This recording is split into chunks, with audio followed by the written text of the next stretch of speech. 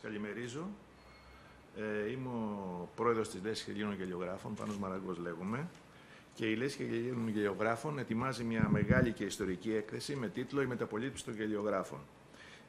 Δεν είναι η πρώτη έκθεση που κάνει η Λέσχη, είναι η έκτη έκθεση, μεγάλη έκθεση που κάνει. Οι πρώτες 5 ήταν θεματικές, αυτή είναι αναδρομική. Ξεκίνησε με το μετέωρο βήμα για το προσφυγικό, Sweet Europe για την Ευρώπη, Democracy για τη δημοκρατία, War Essay για τον πόλεμο και μία λόγω του COVID η οποία έγινε μόνο ηλεκτρονική, δεν έγινε σε αίθουσα. Όλες αυτές οι προηγούμενες γίνανε στο μετρό με τίτλο COVID-19.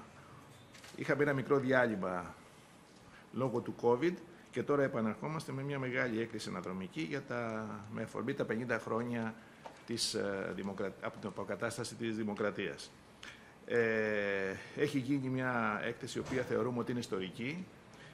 Την έρευνα, τη μελέτη την κάνανε οι δύο επιμελητές συνάδελφοι που σας συστήνω, ο Γιάννης ο Αντωνόπουλος, Τζον Αντώνο και ο Σπύρος ο Δερβενιώτης, οι οποίοι θα σας πούν και λεπτομέρειες για τη συγκεκριμένη έκθεση. Παιδιά.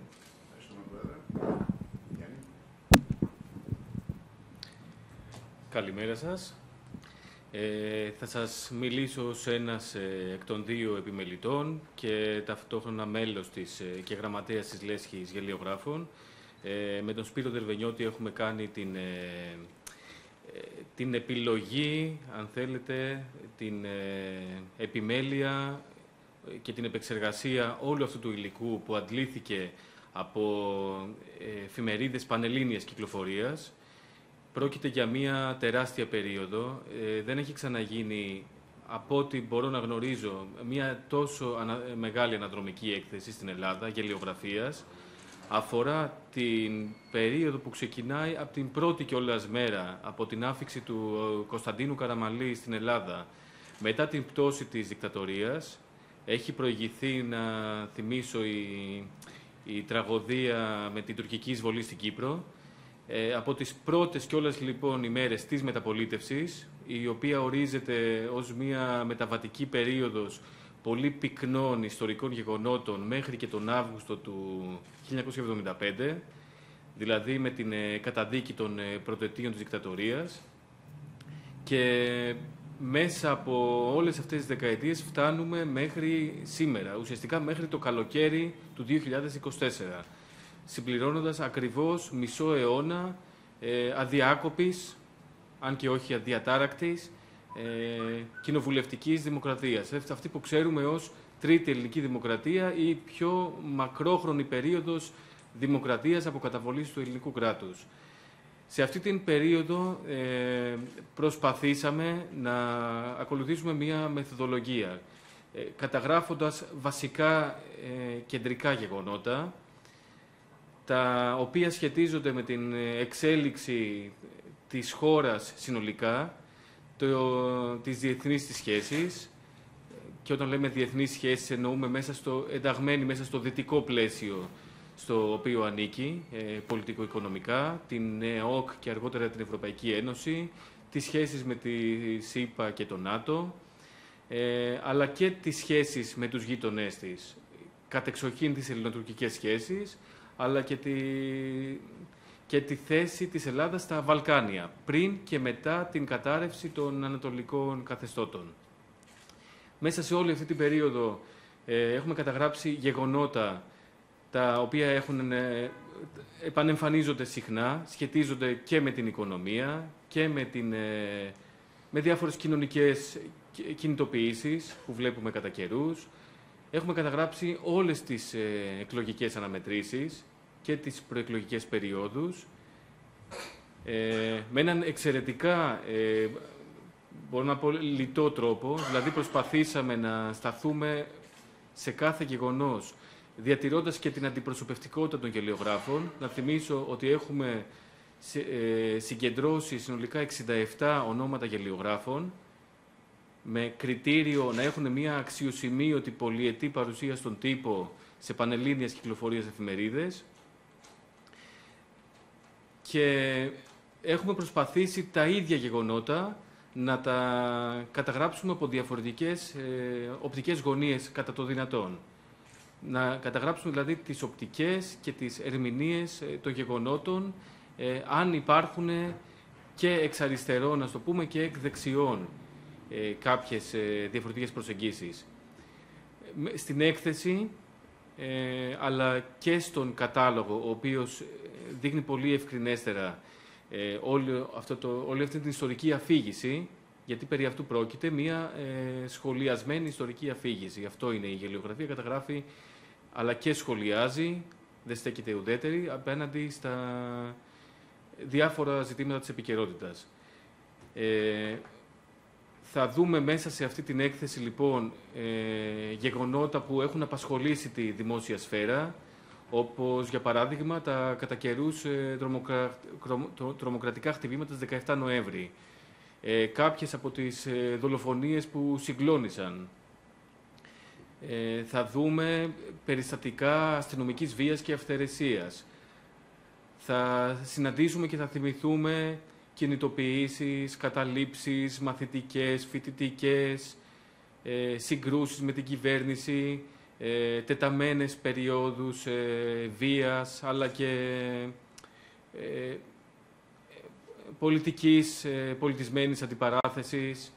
Θα δούμε επίσης πολλές φυσικές καταστροφές, πυρκαγιές, πλημμύρες, σεισμούς, που κυρίως έχουν αντίκτυπο και αναδεικνύουν την ανοργανωσιά και την αδιαφορία του κρατικού μηχανισμού σε πολλές περιπτώσεις. Είναι μοτίβα που επανέρχονται στις γελιογραφίες. Θα δούμε τα ονόματα γνωστών γελιογράφων, πολλών που βρίσκονται εν ζωή, αλλά και αρκετών που έχουν αποδημήσει. Είναι συγκινητικό να βλέπεις ονόματα συναδέλφων οι οποίοι έχουν πεθάνει, αλλά έχουν αφήσει έντονο το στίγμα τους, ας πούμε, στην ιστορία της ελληνικής γελιογραφίας. Θα ήταν αδικία να αναφέρω κάποια ονόματα, γιατί θα έπρεπε να επεκταθώ και στα 67 ονόματα των ανθρώπων που απαρτίζουν αυτή την έκθεση, αλλά δεν μπορώ να μην σταθώ σε κάποια εμβληματικά ονόματα, όπως του Γιάννη Ιωάννου και του Γιάννη Καλαϊτζή, που υπήρξαν και μέλη της Λέσχης Γελιογράφων. Δεν μπορώ να μην μνημονεύσω, ας πούμε, το όνομα του Κώστα Μητρόπουλου, ο οποίος είναι εν ζωή και ο οποίος είναι δραστήριος επί 65 συναπτά έτη, και να εκφράσω το θαυμασμό μου που ένας άνθρωπος σχεδόν αιωνόβιος συνεχίζει και δημιουργεί εκατάπαυστα. Και είναι ο συνάδελφος του για τον οποίο επιλέξαμε ένα σκίτσο του των πρώτων ημερών της μεταπολίτευσης να κοσμεί την κεντρική μας έκθεση. Είναι το σκίτσο που θα δείτε ως κεντρικό και στο λεύκομα και στην αφίσα μας, που δείχνει το χέρι της Δημοκρατίας να σχηματίζει το σήμα της νίκης και ταυτόχρονα να σφίγγει σε κλειό τους πρωτετίους της Χούντας. Είναι γεγονότα τα οποία, ανάλογα με την εποχή που γεννήθηκε ο καθένας και η καθεμιά μας, τα έχει ζήσει σε διαφορετική ηλικιακή περίοδο. Οι γεροντότεροι θα θυμηθούν ήδη τις μέρες εκείνες της πτώσης δικτατορίας και της αίσθησης ελευθερίας, αυτής της πρωτόγνωρης πνοής ελευθερίας, που συνέβησαν τόσα πολλά γεγονότα εκείνες μέρες και τα οποία έχουν καταγραφεί από τη γελιογραφική πένα. Νεότεροι άνθρωποι θα τοποθετήσουν τις εμπειρίες και τις αναμνήσεις και τα βιώματά τους ανάλογα με το αν γεννήθηκαν δεκαετία του 80, του 90, του 2000 ή και αργότερα. Είμαι πολύ ευτυχής που είχα αυτή την εμπειρία της προετοιμασίας της έκθεσης. Θα ήθελα έτσι να δώσω το λόγο στο συνάδελφο Σπύριο Δερβενιώτη για να σας μιλήσει για το πιο τεχνικό κομμάτι της διαδικασίας.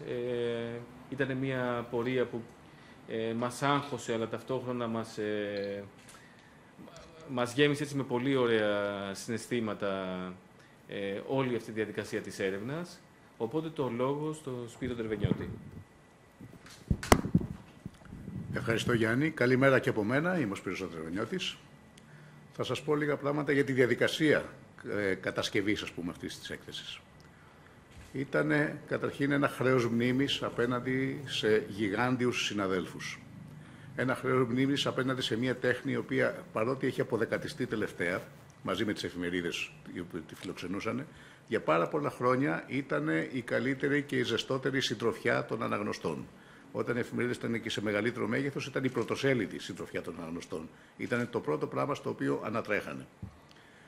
Από όλον αυτόν τον ωκεανό γελιογραφικής παραγωγής, είχαμε δυστυχώς το καθήκον του κόφτη του τι να μην βάλουμε σε αυτή την έκθεση.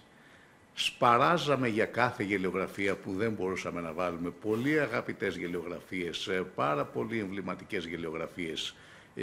Οι 400, ας πούμε, γελιογραφίες που τελικά επιλέχθηκαν είναι σταγόνα σε έναν ωκεανό στον οποίο ευχάριστα κολυμπάει κανείς για πάντα. Αλλά έπρεπε δυστυχώς να κάνουμε μια επιλογή.